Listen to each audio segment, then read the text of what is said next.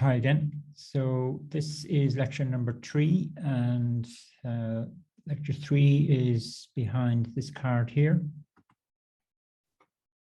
There's one set of slides, but there's really 3 separate topics that I want to cover, but rather than having 3 slide sets, I just put them all together into one. The 3 topics are, first of all, I'm going to continue with our look at the component life cycle, that model. We're just going to look at a slightly more complex example, but the fundamentals are still the same. It's use effect, use state, those 2 hooks you might remember from the previous lecture. We're just going to look at a slightly more complex example of them, just to make sure we fully understand the flow of control with these 2 hooks.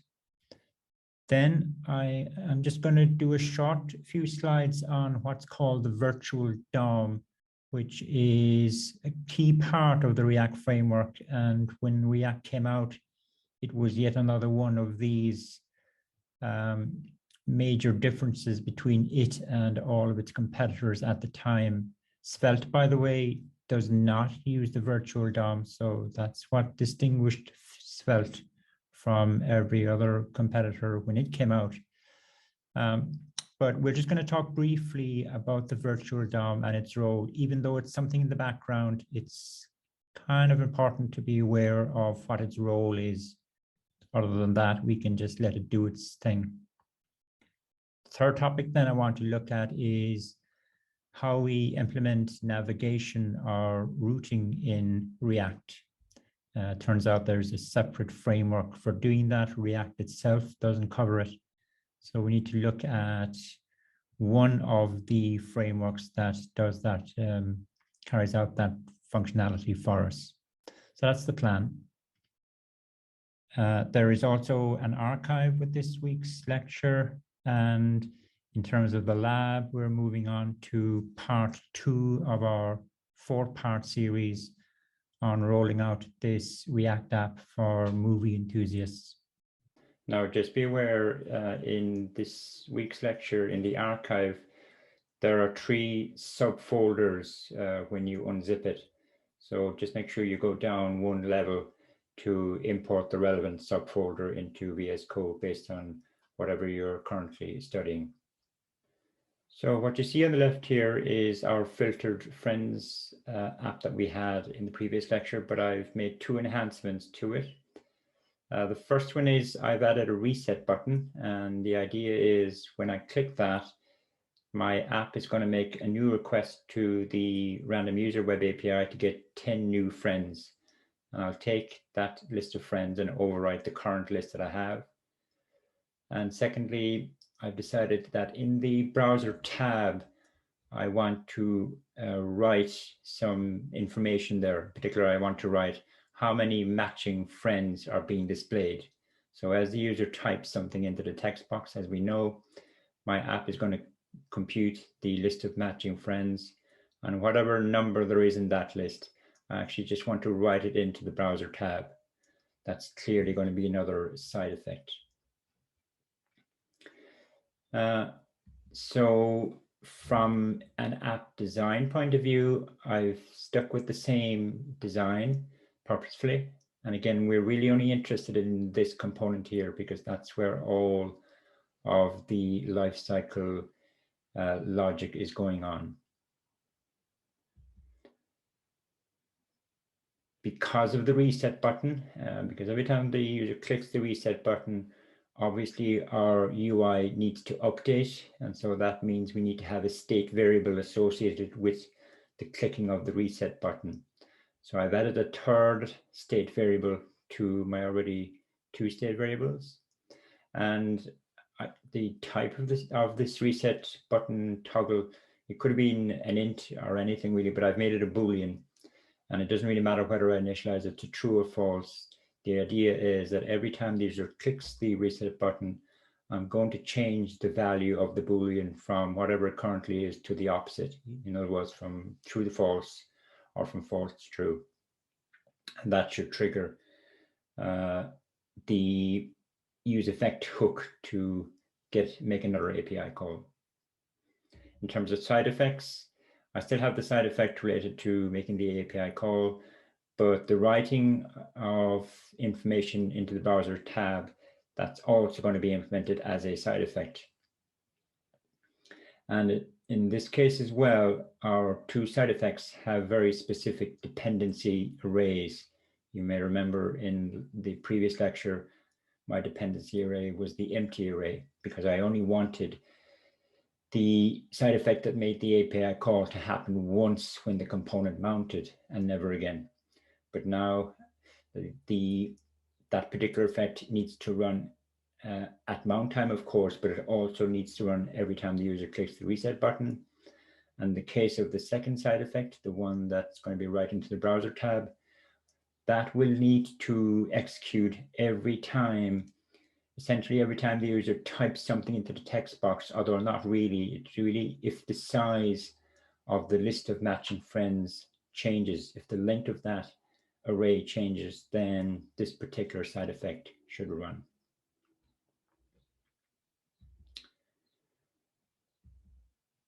So let's look at the code first, I suppose, before I discuss that slide in front of us.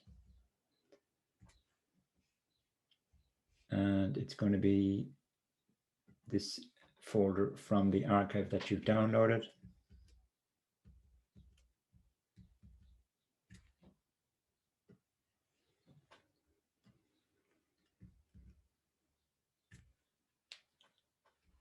Now, as I said, the design from a component hierarchy point of view is the exact same. And so really the only source code that we are interested in looking at is the app.js, which has my top component in my hierarchy. Maybe I should just run it first.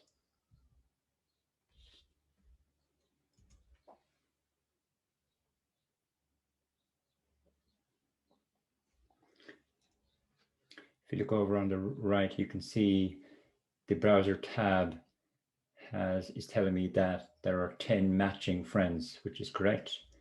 But if I start typing into the text box, now if you look at the browser tab, it says 1 matching friend. And the reset button then just does what you'd expect it to do. So every time I click the reset button, it just changes my list of friends. I've decided to overwrite the previous list of friends rather than add the new 10 friends onto the current array for no particular reason. It's just arbitrary choice. The code then for the top component. So the only changes are, here's my new state variable. Here's the use effect that we had from the previous lecture. What's new though is that its dependency array is referring to my new state variable, which makes sense, as I said, because every time the user clicks the button, I'm going to have an event handler which is going to change this state variable, and that should trigger the request to make a new API call. We had this from last week. This is just the event handler associated with the text box.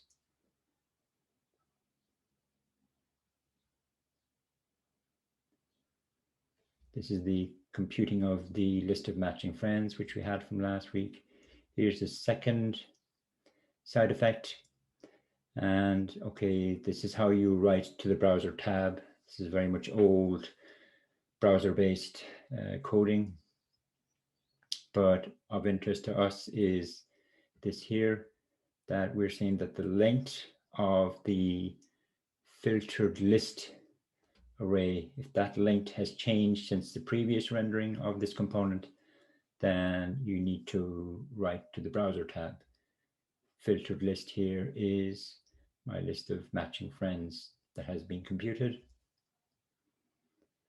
And other than that, okay, here's my reset button.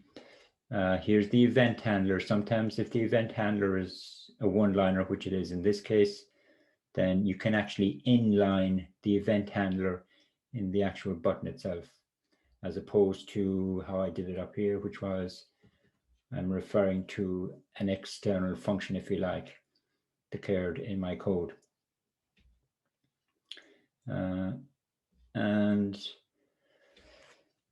from a runtime behavior, then you can see as well now that I've got some console.logs scattered around this component to help me understand the flow as the user interacts with the app. And that's what I'm showing on this slide here. So again, hopefully you can make sense of these things now. Just to go through it once more. So my top component renders for the very first time when it mounts.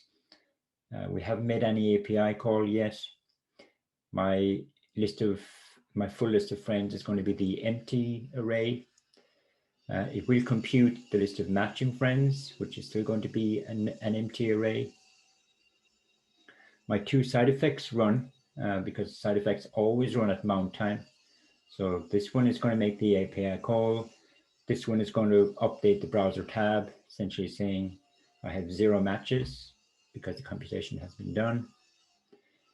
Because this made an API call, eventually the API response is going to come back, and that's going to trigger a state change, which is why my component renders all over again. I now have 10 friends, but I haven't entered anything into the text box. I have 10 friends, so that means when it computes the list of matching friends, it has changed. It was 0, it's now 10, which means the side effect that updates the browser tab needs to run. So all of that has happened during mount time, I suppose you would say. Then let's suppose the user types something into the text box. That's really the same as last week, having typed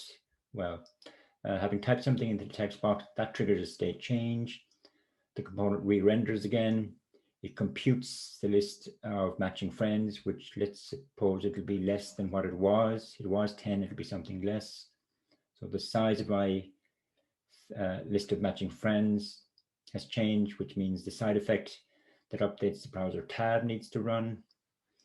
Then let's say the user clicks the reset button. That triggers a state change, which means the component re-renders again. The use effect that makes the API call is based on the state variable associated with the clicking of the reset button. So that's why this happens. Eventually, the response comes back from the API, which is why this happens. And it computes the list of matching friends, which is a different value, presumably, which is why this happens. It will go back up to 10 again, essentially. I'm assuming now that the text box has been cleared. It may not be 10 actually, but it'll be something different anyway. It'll be whatever value is currently in the text box, and it'll compute the list of matches of the new set of friends that have been returned from here. So again, just make sure, and you can play with it yourself in the browser, that you're happy with that kind of flow of control.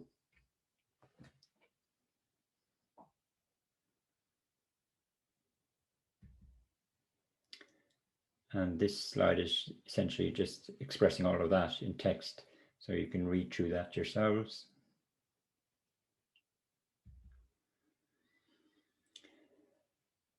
Now, I want to go back to data flow patterns. And the last day I said that the unidirectional data flow was the main pattern, which meant that data only flowed in a downward direction from parent to child.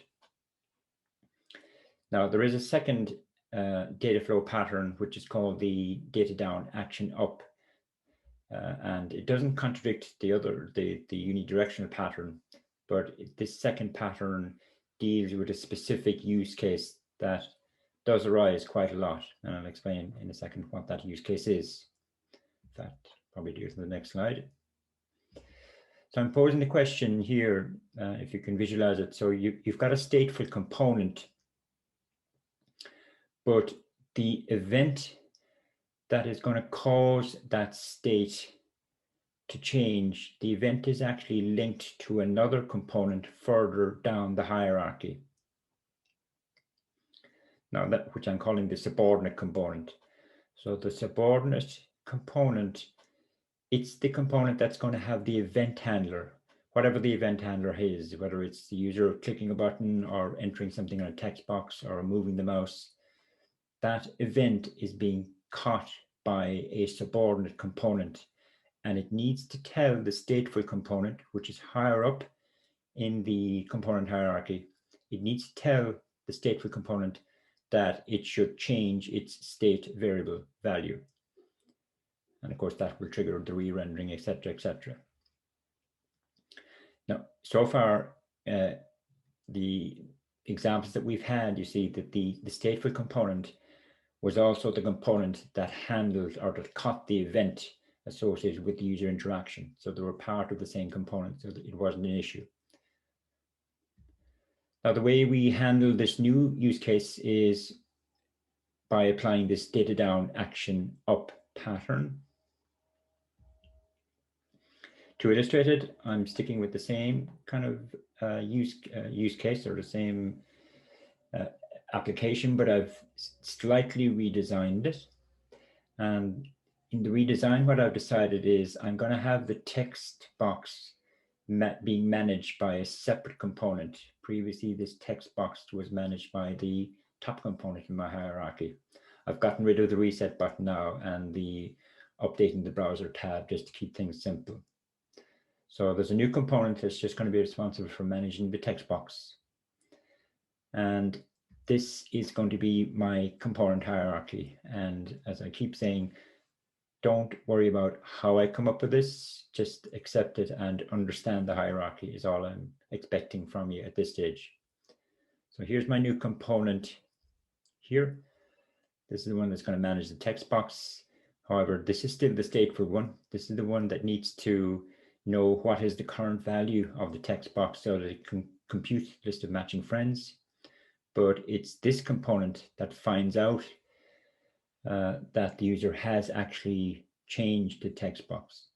So it needs to communicate to this one that it needs to make a state change. And the way it works is the stateful component will pass a function down to the subordinate in the form of a prop.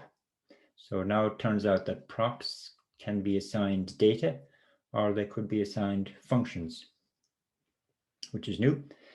So what the subordinate, the search box, does with that function then that has been passed to it is whenever the event occurs, in this case, the user entering something into the text box, the event handler will simply invoke the function that was passed down to it as a prop. So it's effectively invoking a function that's resident above in the stateful component. And of course, the function will actually carry out the state change.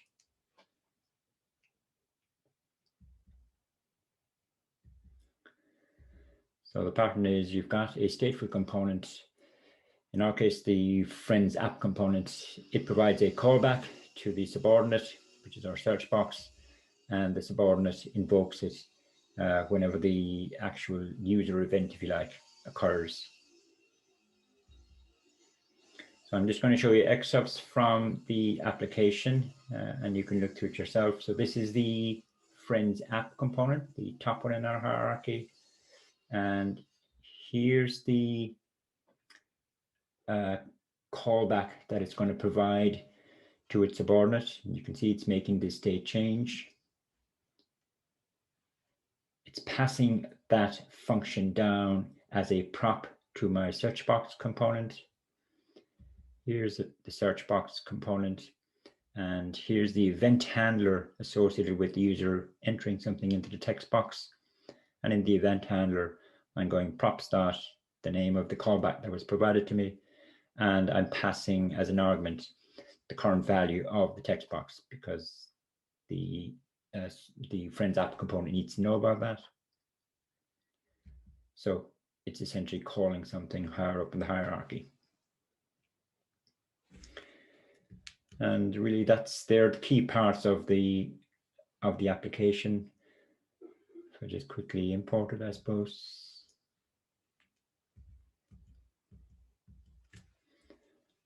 So you'll find the source code in this folder here.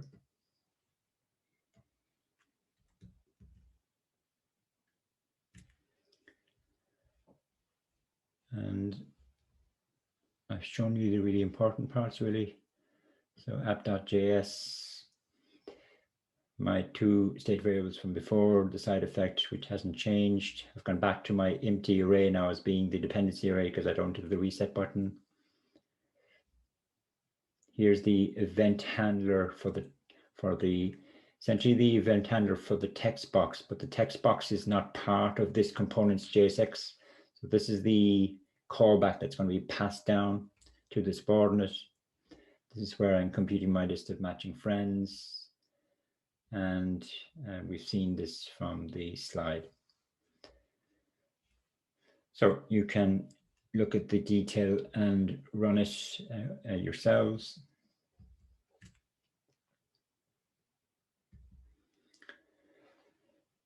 So this is summarizing really what we learned from the previous lecture and in this lecture. So state variables cause components to re-render, as we know. Typically, the logic associated with making a change to the state, in other words, invoking the setter method, typically that is going to be part of an event handler because it's usually user interaction that triggers state change. And the way we handle user interaction is by having an event handler in our code, in our component, whether it be an on-click event handler, a mouse move event handler, a button click event handler. You can have other logic in the event handler, but at some stage you will call the setter method or the mutator for your state variable inside that event handler. And as we've just seen, the event handler may not actually be part of the stateful component. It may be in a subordinate component. It has to be subordinate. It couldn't be a component higher up the hierarchy. That won't work, and nor will it arise. In terms of side effects, then, the only thing we haven't seen is where a side effects dependency array, because it is an array, could have more than one variable. It's a rarity, but it may arise.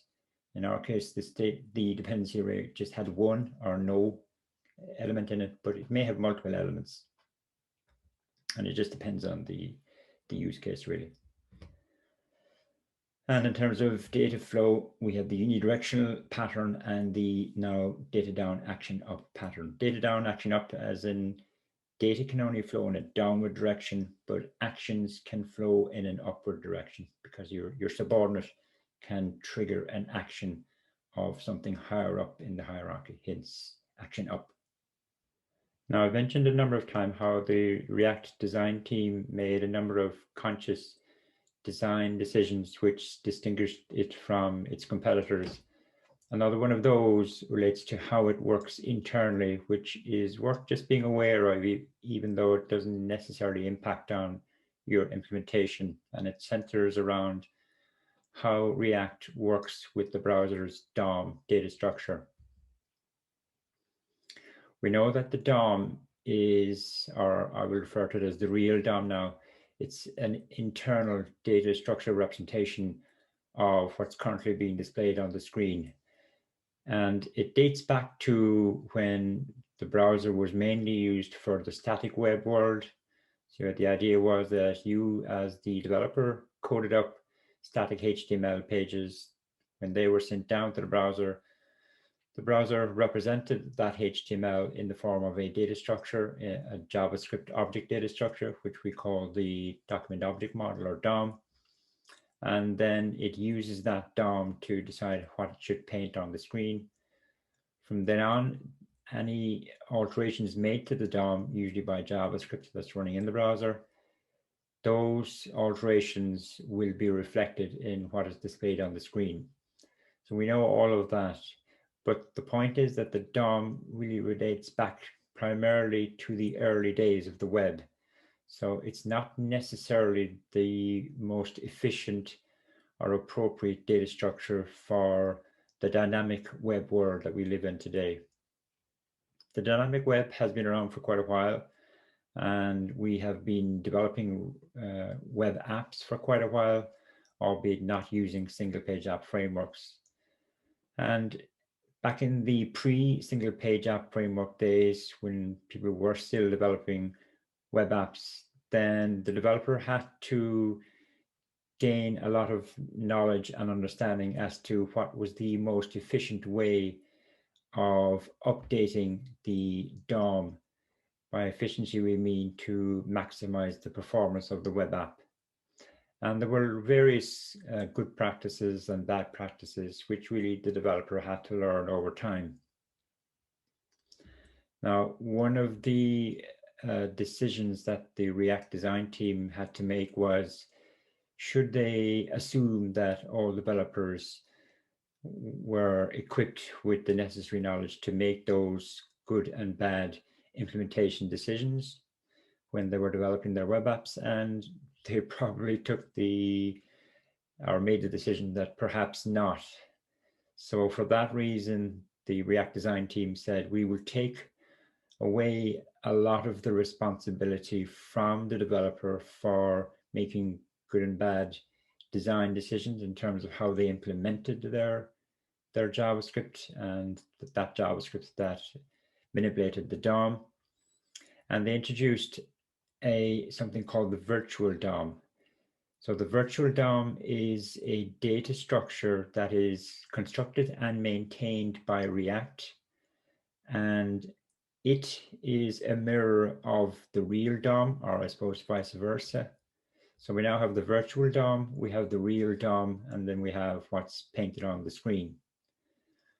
So when you write components, the components that you're actually writing are not, when the component renders and re-renders, it's not actually manipulating or making changes to the real DOM, it's making changes to this virtual DOM data structure. So this is how React works behind the scenes. And I've kind of alluded to this a number of times, but I haven't mentioned the role of the virtual DOM. And so what the virtual DOM is, I'm saying there is that it's much more efficient and appropriate data structure for the dynamic web world. And your React components, so if we can imagine when a React component goes through a state change and it re-renders and all of its children and siblings re-render, that re-rendering process is actually making changes to the virtual DOM data structure. And when all of the re-rendering has completed, React then looks at what has changed to the virtual DOM and it performs an efficient batch update to the real DOM. And of course, once the change is made to the real DOM, then the browser reflects those changes in the actual screen. So that's what's really happening behind the scenes. And the reason that React design team introduced the virtual DOM were obviously for efficiency and optimization reasons, but also it meant that your code was much cleaner and less clumsy and less spaghetti code-like. If you did happen to get your hands on web app developed pre-single page app days, then the volume of code was very significant and it was typically quite difficult to maintain. So there were those benefits as well from a developer's point of view, but really one of the main reasons they introduced the virtual DOM was to improve the performance of your web app. So we've seen this before, actually. This was from last week, I think, where I explained what goes on behind the scenes when the user interacts with your web app. The interaction causes a component state change, etc., etc. So all that's happened, the only change that I've made now to this slide, which we've seen before, is down here in the pre-commit phase. In the pre-commit phase is where React looks at what has changed in the virtual DOM. It carries out a diff operation between the previous version of the virtual DOM and the current version. By previous and current, I mean what was the state of the virtual DOM before one of your components experienced a state change and subsequently went through a re-rendering process. And having gone through a re-rendering process and all of its siblings re-rendering, there's now a new version of the virtual DOM. And so it does a diff operation between the new version and the previous version, as I said, and then it carries out a batch update to the real DOM. So that diff operation is performed by React, and that's really what happens in the pre-commit phase. The next topic I want to look at is navigation or routing, and how do we add that in the case of a React app? Now, what I mean by routing or navigation is this ability to have multiple views or pages within your React app. And as the user navigates from page to page, the URL in the browser's address bar changes. So, and this is very important that the URL in the browser's address bar is in sync with which page is currently being rendered on the screen. We refer to this as the addressability characteristic of the web, and it's been part of the web from way back to the days of the static web world. Back then, we just had websites, and each page on a website had its own unique URL address. And the idea behind that was it facilitated information sharing. So if I wanted to share information with you about a particular page on a particular website, I could just give you the full URL for that page. And once you entered it into the browser, then you were sent directly to that page, or that page was rendered directly on your browser. We'd like to bring that characteristic, that addressability characteristic, with us into the dynamic web world. Information sharing or deep linking or addressability, they're all kind of terms for the same idea. Now, as it turns out, the React framework itself doesn't support navigation. We need to use a third-party library. There are many of them out there that we could use, but one has kind of emerged as the dominant one, and it's simply called React Router. It's maintained by a completely different team from the React team, but they keep it up to date with the evolution of the React framework itself. Just go back to this point that I'm making here. So the dynamic web has been around for quite a while, but the whole area of single page app frameworks only emerged more kind of recently, as in within the last maybe 10 years. And pre-single page app days, the dynamic web did not support this addressability characteristic. You could have multiple views or pages within your web app, but as you navigated from page to page, the URL in the browser did not change. It remained static.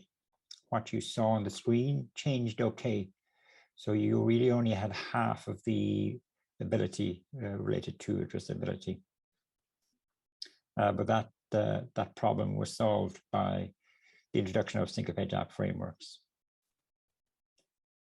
Now, there are a number of aspects of this React Router library that I want to explain to you, and I'm going to do it with the aid of some code samples, which always makes things a little bit easier, I think.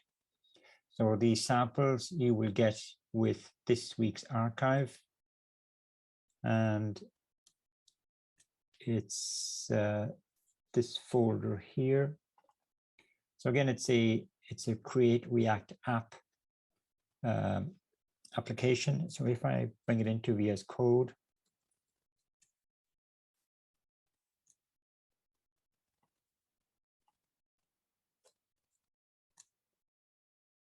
so it has the same kind of outline structure as all of the other create React app applications. I have my package.json, so you've got to run npm install at the beginning, and then you run npm start, as we do with all create React app apps. So let's do that.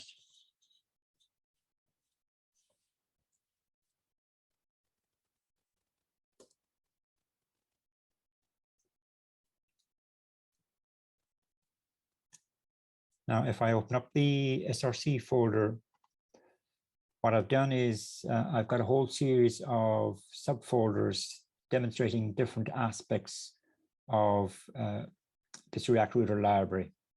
And if, from your perspective, what you should do is, as you work your way through the samples, then for each, in each case, you go to the root index.js. That's the one at the very top of the SRC folder.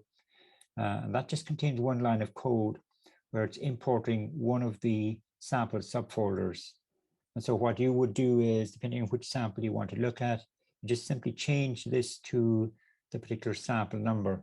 So for example, if I change it to sample 4, save it, undoing the save, create React app will go through its retranspilation process and update the browser accordingly. And if I now flip over to the browser, it does seem to have made some changes. So I'm going to work my way through these samples one by one. I won't cover all of them in this week's lecture.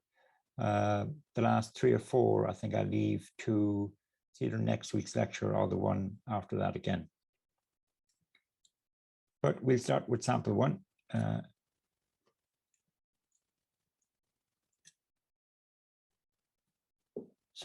The basics of this React router library is you've got to implement what I'm calling your React configure or your routing configuration. So let's supposing this is our objective. I want to have 3 different views or 3 different pages in my React app. And I'm showing you here the relationship between each page and the browser's URL. So when the browser's URL is at the default location, the root location, then I want the home component to be at the top of my component hierarchy. That might have some child components and grandchildren components. That's not really important. The important point is that I want the home component to be at the top of my component hierarchy. If the browser's URL changes to /about, then I want the home component to be unmounted from the DOM, and I want the about component to be mounted instead. And again, that might have some child components related to it. And similarly, for this case here, if the browser's URL changes to this, then I want the inbox component to appear at the top of my component hierarchy, and whatever one was there to be unmounted. So this is the kind of routing configuration that I want to implement. How do we do that? Using the React Router third-party library. And this is what it looks like. And it's very much component-based. In the early days of the React Router library, they didn't follow the kind of component model. So there was a little bit of inequality or unevenness between your React routing configuration and the core of your React app itself. But they are aligned at this stage now. So this is your kind of 101 example of routing configuration using the React Router library. And we put this routing configuration in the component at the top of the hierarchy, which we'll see in a second. So to break it down, the purpose of the browser router component, what it does is it monitors any changes that happen in the browser's URL address bar. And if it does change, what it will then do is it will consult these root entries here. And it simply compares the URL in the browser's address bar to the path prop values that are being expressed here. So if the browser's URL changes to /about, then what it will do is it will mount this component onto the DOM. If the browser's URL changes to /inbox, it will mount the inbox component onto the DOM. The third case then is the default case. The default case is referred to as the index case. The default case is when the URL is just / on its own. So it would be localhost 3000 / and nothing else. In that case, we are saying that we'd like the home component to be mounted onto the DOM. And it's as it's as declarative and as kind of readable as that, really. So each route entry or route entry, depending on which side of the Atlantic you're on, it contains an element prop, and the element prop expresses the component that you want to have mounted onto the DOM. And I'm saying here that you can actually have any JSX assigned to your to the element prop, and we'll see that later on. The index case, as I said, takes care of the kind of the default situation. The third one, the last one here, sorry, that kind of takes care of the 404 case. So I've got the wildcard character here, and that's essentially saying if the browser's URL is none of the above, then you should carry out this action here. Now, what is being said here is we want to navigate to this route. We want to navigate to the default route. Now, the effect of this piece of code here is to change the browser's URL to this string here. And yet again, having done that, the React router is going to kind of kick in and make a decision based on the rest of the routing configuration available to it. So every time the browser's URL address changes, this logic is executed, and a decision is made by the React router library as to which of the components it should mount on to the DOM, replacing the one that's currently there. And the final point being made down here is it's the component that contains your routing configuration, which typically we call the app component, although it can have any name you want to.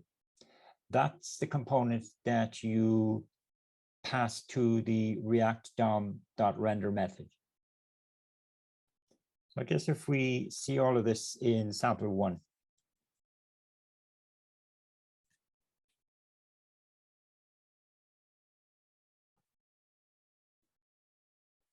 Now, just for convenience, I've kind of packed everything into one physical file, which wouldn't be normal. But so at the bottom of this file, that's where my routing configuration is. And you can see from this line here that it's the app component, the one that contains my routing configuration. That's the one that I pass to React DOM.render. The other components then are just dummy pages, if you like. So I've got my home, my about, my home, and my inbox. So in this case, you know, each of these components represents an entire page. Hence, there isn't really that much on each page. Normally, they would have child components, and they would have an entire component hierarchy related to them. So if we see how this plays out in the browser. Now, for now, I'm going to have to change the address manually. So if I go /about, once I hit enter now, the React router will intercept the event that has occurred, which is the changing of the address, and it will make a routing decision based on the routing configuration. And so it brings up the about page. Similarly, if I change it to inbox,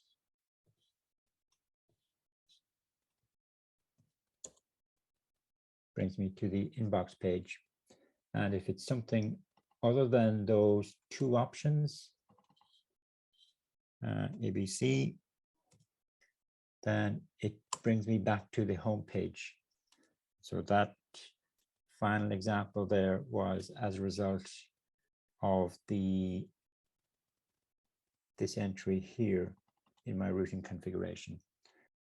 If we want to have hyperlinks, which of course we will, then we don't use the HTML anchor tag. We use a special component provided by React router called the link component.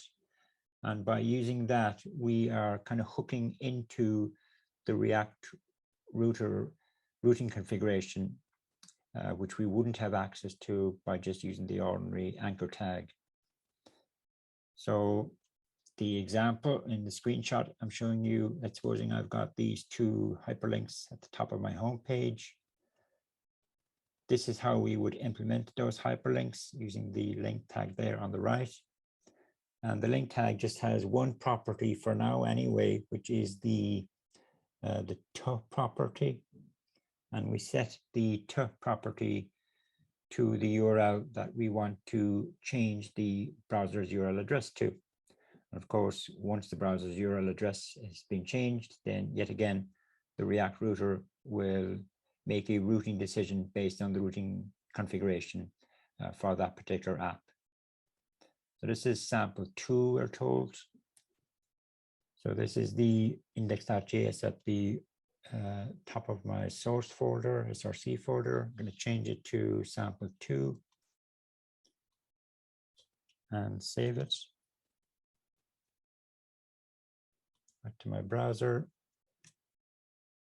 And here are my hyperlinks. Now, unfortunately, I lose the hyperlinks once I go to some page other than the home page. We'll fix that problem in a moment, but the hyperlinks are working as expected.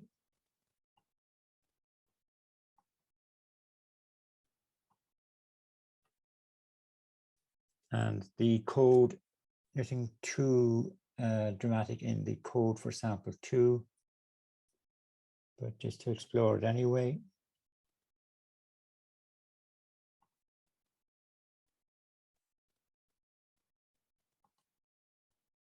Again, everything is packed into one index.js. And again, we have our same routing configuration, but in the home page, in this case, we just have those extra hyperlinks at the top of the home page, the about page and the inbox page. I think I'm importing them from sample 1, which you can see here. So that's hyperlinks. We'll see later on, though, that the link component does have some additional props as well, which are quite useful.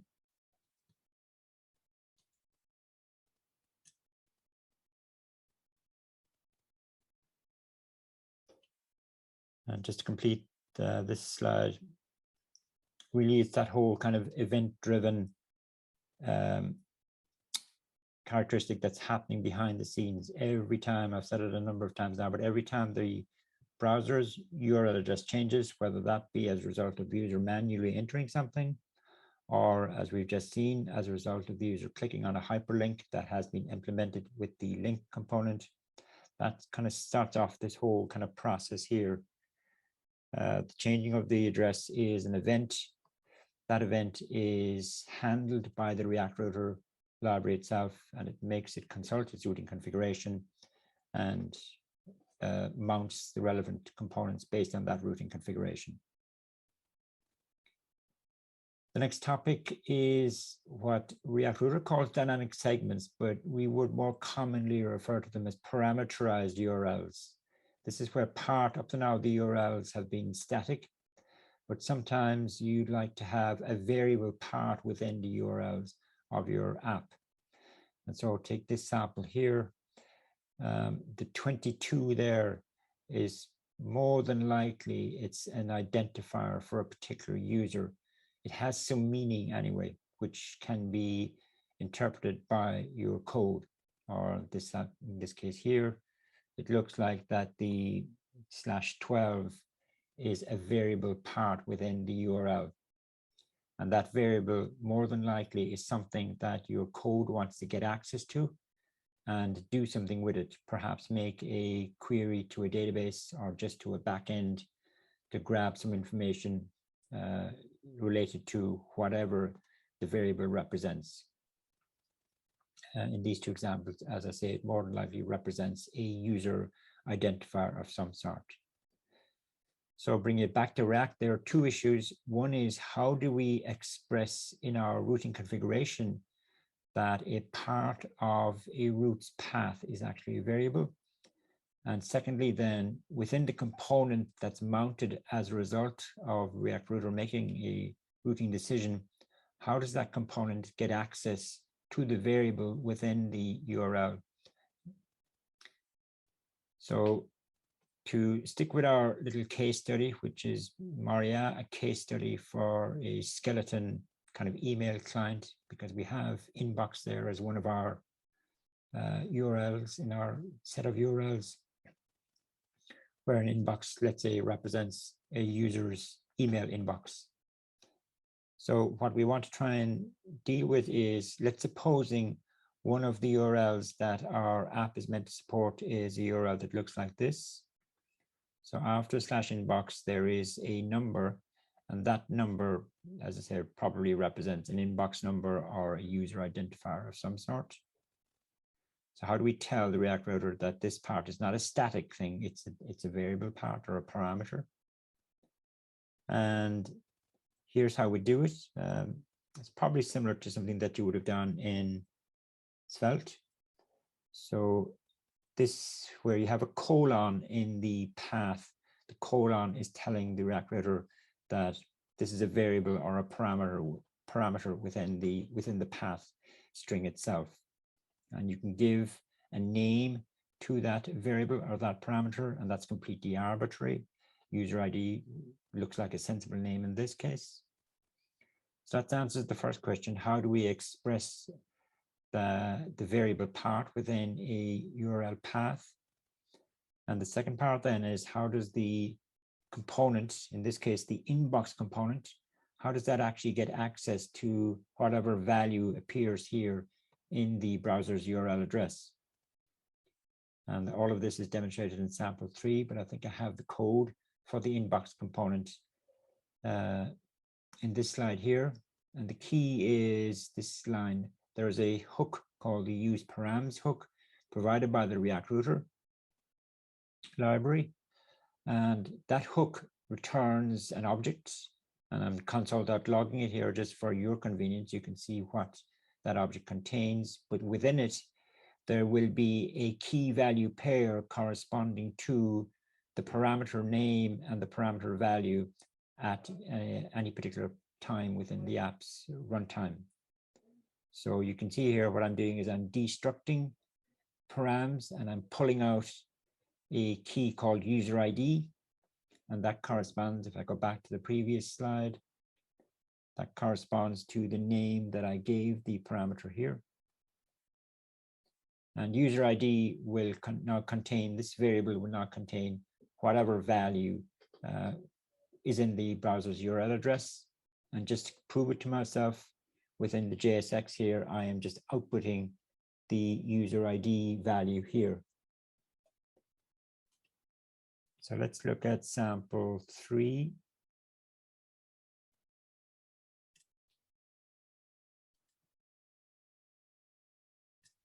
First of all, I need to change this to sample 3.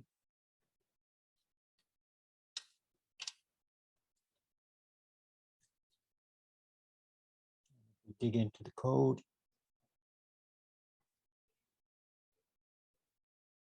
So I've just got 3 hyperlinks in the home page to, or is it 2 hyperlinks to demonstrate the point? Maybe if I just click on go back to the browser for a second.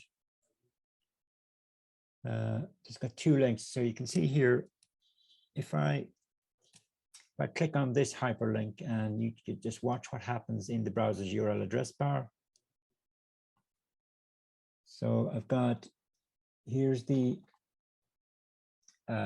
parameter value for this particular hyperlink. And to prove that my inbox component is actually accessing the parameter, you can see that it's outputting it here. I go back to the home page and click on the second link. Now the parameter value is 5678, and my inbox component is actually picking up that value. So the use params hook seems to be doing what I expected it to do. But to go back and look at the code again. So here are the hyperlinks that I put onto the home page. My routing configuration, the only thing that has changed is this one here. And I've chosen, again, the parameter name to be user ID, but that's completely arbitrary.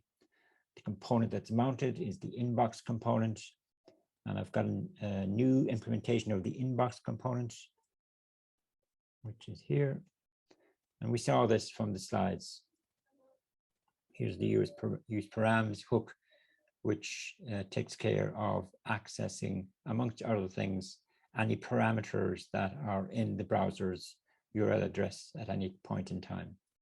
So that hook, the use params hook, it's one of many hooks that the React Router library provides to us, and we'll see some other ones later on.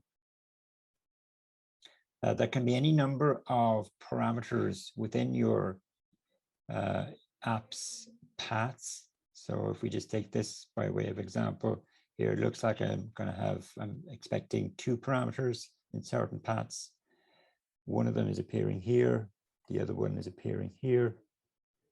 And again, the use params hook will give us access to both of those at runtime. Obviously, in this case here, the params object that's returned up here is going to have 2 key value pairs, user ID key and the category name key. The next feature of React Router is what are called nested routes. The idea here is if we'd like a component's, one of a component's child components to be determined dynamically based on the browser's URL address. Up to now, the kind of parent-child relationship between components is kind of static. It's expressed within your component code, but with nested routes, we'd actually like the parent-child relationship to be dynamically determined, and it's dictated by the URL address currently in the browser. So by way of example, let's supposing this is my objective. So I still have this route here. So when the browser's URL is /inbox/some value, then I want the inbox component to be mounted. But in addition to that, I'm saying down here, if there is a /statistics suffix added on to the browser's URL address, I still want the inbox component to be mounted, but as a child of it, I want a stats component to be mounted as well. So that's the parent-child relationship. Whereas here I'm saying on other occasions, the browser's URL might be /inbox/some value /draft. And if it is, then I want a draft component to be dynamically slotted in as a child of inbox. So whether it's stats or draft, that is determined by the kind of suffix at the end of the /inbox path, if you like. There is no link now, obviously, there's no link between the path suffix and the component name. It just happens to be the same here, but it isn't over here. So how do we express this kind of this requirement? And so what I'm saying is that stats and drafts here are nested routes within this kind of higher level parent route. And this is how we do it. So we simply can nest route entries inside another route. So this route entry here begins here and its closing tag is down here.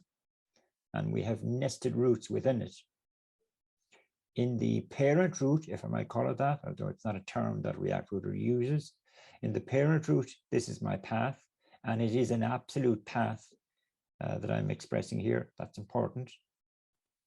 Whereas in the nested route, you express as the path value, you give it a relative path name.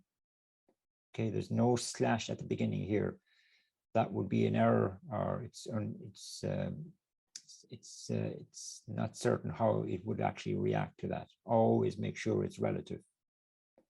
And so the way we interpret this is, as I said on the previous slide, the way we interpret it is, if the URL is /inbox/some value /statistics, then I want the inbox component to be mounted, And as a child, I want the stats component to be attached to it. Here's the second of my alternative nested roots, which I've already explained. The third one is optional, and it's kind of the default case. The way you interpret this one is if the browser's URL is just /inbox/ some value, then mount the inbox component onto the DOM, and as a child, mount the filler component, which again is just another custom component that I've defined. The idea behind this third option is maybe on the screen, you'd like something to appear where normally the stats or drafts components would display their content. Otherwise, you could have a blank section on your page. Sometimes it's okay, sometimes it's not. So it's very much an optional extra, if you like. So let's see sample 4 working first.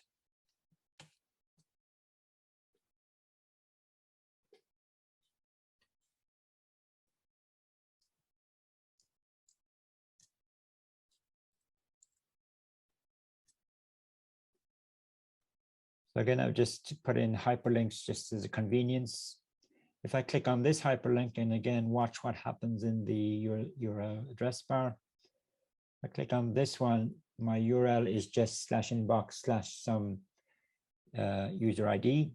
And we look at it in a moment, but I can tell you that it's the inbox component is generating this output here.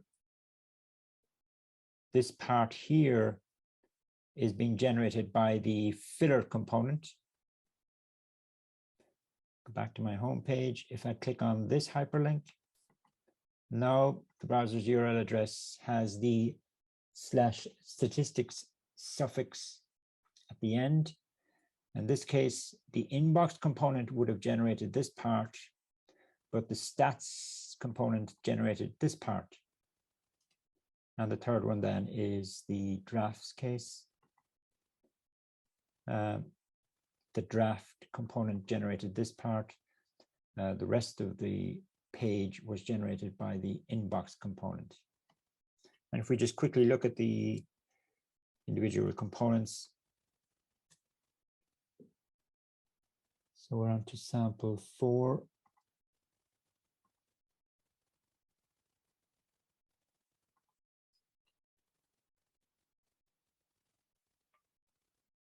Here's the routing we've been talking about, and I guess the inbox component is what we're really interested in. So here's the inbox component. Now, there's an extra little trick here that you have to be aware of, which is this bit here. So you've got to indicate where within the kind of parent component, the parent being the inbox in this case, where do you want the nested root to contribute to the overall user interface? And you do that by means of this outlet component. That's telling it essentially where to put the draft components content or the stats component content, or in my case as well, the filler component. The message here is just the local component that I've defined for myself. There it is there, and it's just outputting the top part of the page, which is, sorry, the inbox. The message component essentially generates this stuff here.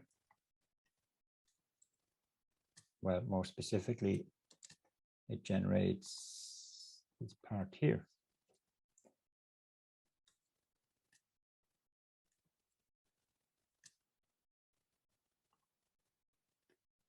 Then at runtime, the outlet component is either substituted with the filler component or the stats component or the draft component, depending on the browser's URL address value. And the final aspect of routing that I want to look at today is the extended link. The objective here is sometimes you want to pass some data with the link that the user has clicked on, and you want to pass that data onto the component that's mounted onto the DOM as a result of React Router making a routing decision. So how do we pass that data on to the component that's mounted? And we're using sample 5 to illustrate this. So again, it's a kind of a made up example, but in this case, when the user clicks on the inbox, this is how I've implemented the inbox link. And again, I'm using the link component, but you can see here, as well as the top prop, I'm also using a prop called the state prop. And the state prop can be assigned anything, but in my case, I'm assigning it an object. And that object contains data that I essentially want to make available to the inbox component that's going to be mounted. You know, I've kind of hardwired what it's assigned to up here is just a string, but in more real life cases, it might contain data that you have retrieved from a web API or whatever. So here's my hyperlink implemented using the link component. Again, it has the top prop, and if we assume because the top prop is set to /inbox,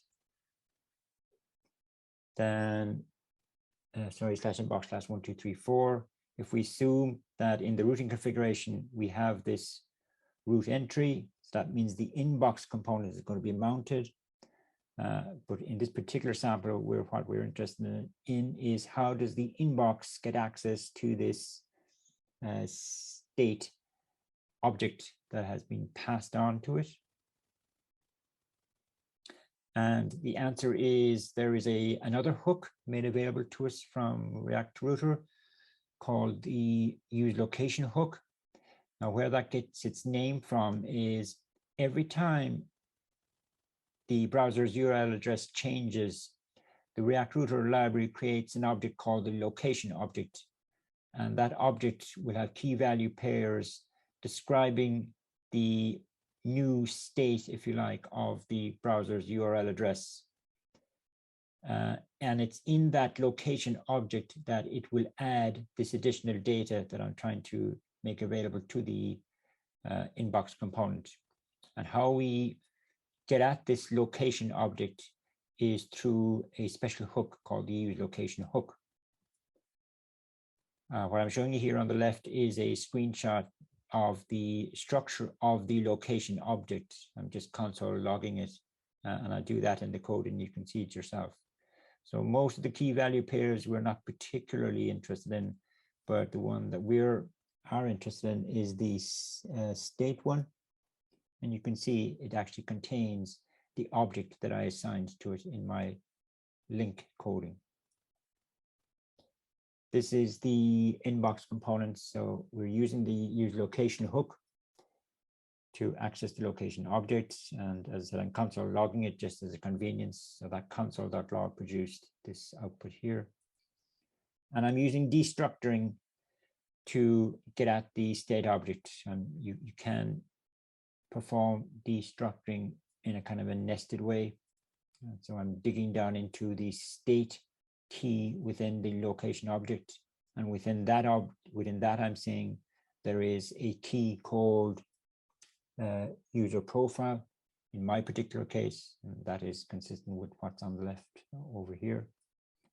So the net effect of this piece of code here is that a new variable called user profile will be created within the inbox, and it will be assigned whatever value I specified in my link.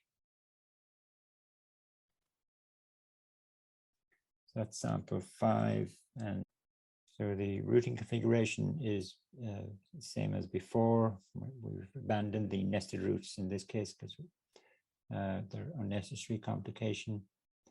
Here's my link, as we've seen from the slides. And here's my inbox, which we've also seen from the slides.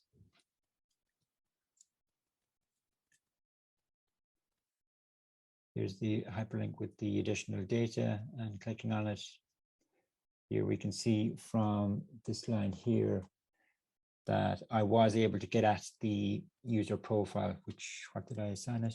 I assigned it just a simple string, I think. I assigned it the string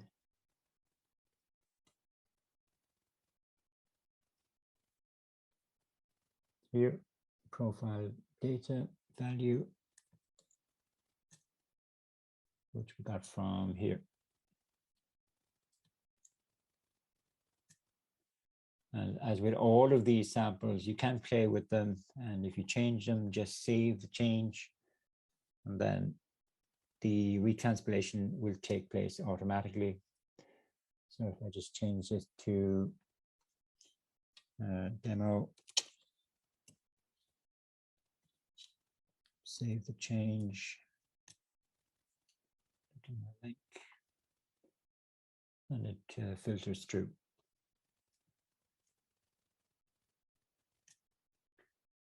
So that's the extended link, and we use all of these features in our Movies app, and I'm kind of covering them as we need them. So I think you will see some of, not all of these, in this week's lab. You've already seen the routing configuration in the previous lab, I think.